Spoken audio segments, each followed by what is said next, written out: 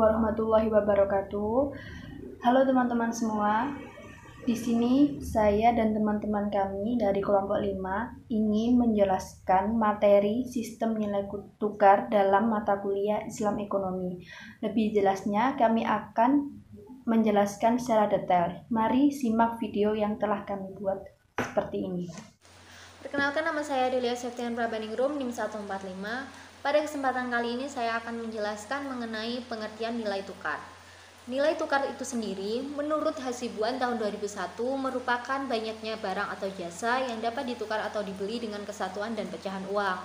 Nilai tukar dibedakan menjadi dua. Yang pertama yaitu nilai tukar nominal, di mana nilai tukar nominal ini menunjukkan harga relatif mata uang dari dua negara. Nilai tukar nominal dinyatakan dalam kurs yang tetap. Pemerintah dalam hal ini berupa bank sentral menetapkan harga valuta asing atau falas dan tetap bersedia membeli dan menjual falas pada harga ini. Jika terjadi permintaan pada salah satu mata uang, maka pemerintah akan langsung melakukan intervensi dengan cara menambah penawaran dari mata uang yang permintaannya meningkat sehingga keseimbangan tetap terpelihara. Atau pemerintah juga dapat secara resmi mengubah nilai tukar lama menjadi nilai tukar baru. Perubahan nilai tukar ini dikatakan sebagai devaluasi jika suatu mata uang resmi diturunkan, atau bisa dikatakan sebagai revaluasi jika nilai tukar suatu mata uang resmi dinaikkan. Saya Andiartosari, NIM 164 akan menjelaskan macam dari nilai tukar yang kedua, yaitu nilai tukar real. Nilai tukar real menunjukkan tingkat ukuran atau rate suatu barang dapat diperdagangkan antar negara. Nilai tukar real ini dikenal juga sebagai nisbah perdagangan atau term of rate.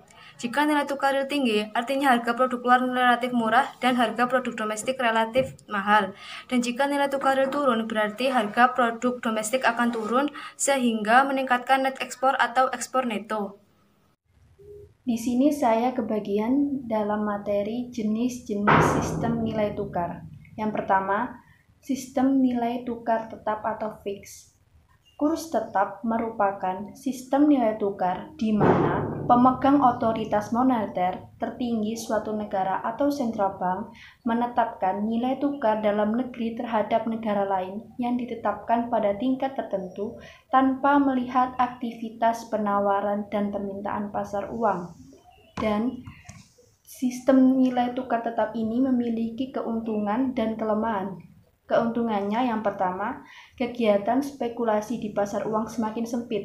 Yang kedua, intervensi aktif pemerintah dalam pengatur nilai tukar. Yang ketiga, pemerintah memegang peranan penuh dalam pengawasan transaksi devisa. Dan yang keempat, kepastian nilai tukar sehingga perencanaan produksi sesuai dengan hasilnya. Tentu di keuntungan pasti juga ada kelemahan atau kerugian. Kelemahan sistem nilai tukar tetap ini yang pertama, resiko bahwa pemerintah akan melakukan perubahan nilai mata uang secara mendadak cukup besar. Dua, dapat membuat kondisi ekonomi suatu negara menjadi sangat bergantung dari kondisi ekonomi negara lain. Dan kedua, ada sistem nilai tukar mengambang bebas atau free floating. Kurs mengambang bebas merupakan suatu sistem ekonomi yang ditujukan bagi suatu negara yang sistem perekonomiannya sudah mapan. Dalam sistem nilai tukar mengambang bebas ini terdapat keuntungan dan kelemahannya tentunya. Keuntungan yang pertama adalah kondisi ekonomi suatu negara akan lebih terlindungi dari kondisi ekonomi di negara. Dan yang kedua, kondisi ekonomi negara lain tidak akan berpengaruh besar terhadap kondisi ekonomi dalam negeri.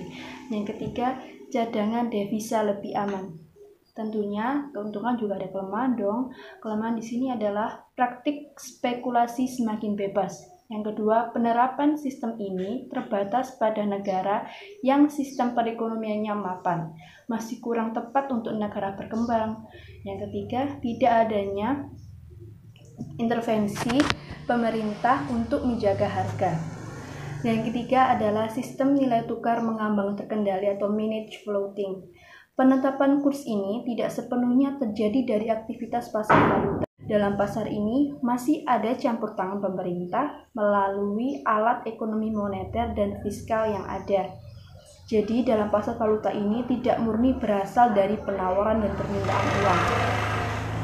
Tentunya pasti ada keuntungan dan kelemahan. Untungannya yang pertama, mampu menjaga stabilitas moneter dengan lebih baik dan neraca pembayaran suatu negara.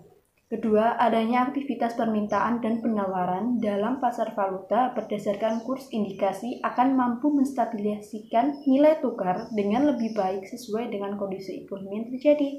Yang ketiga, devisa yang diperlukan tidak besar pada nilai tukar tetap, mampu memadukan sistem tetap dan mengambang.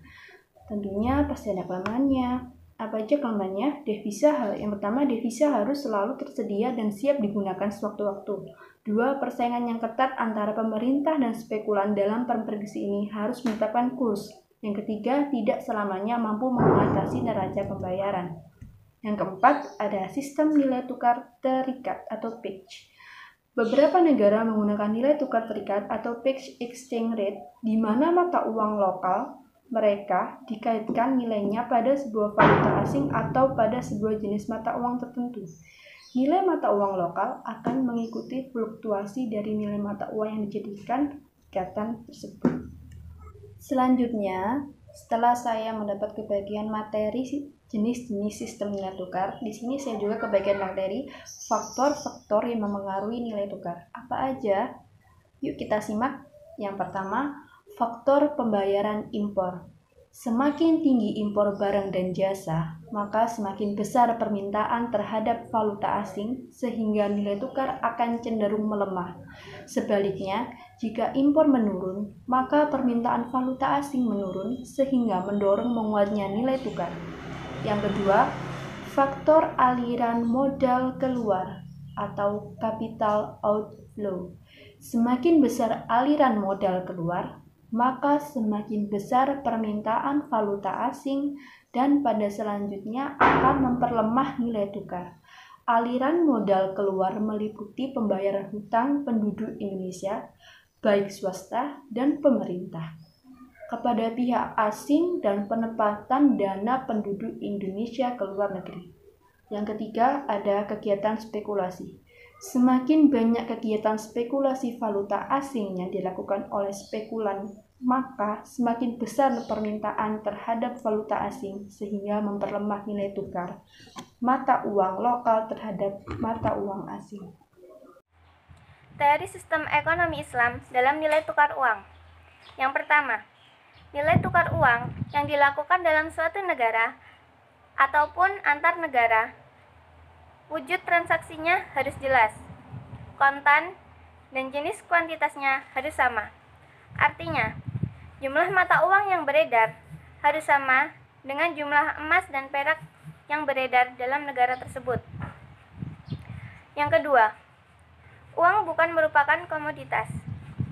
Dalam sistem ekonomi Islam, segala bentuk transaksi maya dilarang, karena pasar uang akan tumbuh jauh lebih cepat daripada pasar barang dan jasa. Pertumbuhan yang tidak seimbang ini akan menjadi sumber krisis seperti sekarang. Baik, terima kasih. Itu tadi adalah penjelasan dari kami tentang sistem nilai tukar dalam materi Islam ekonomi. Saya akhiri, kurang lebihnya kami mohon maaf. Akhirul kalam, wassalamualaikum warahmatullahi wabarakatuh.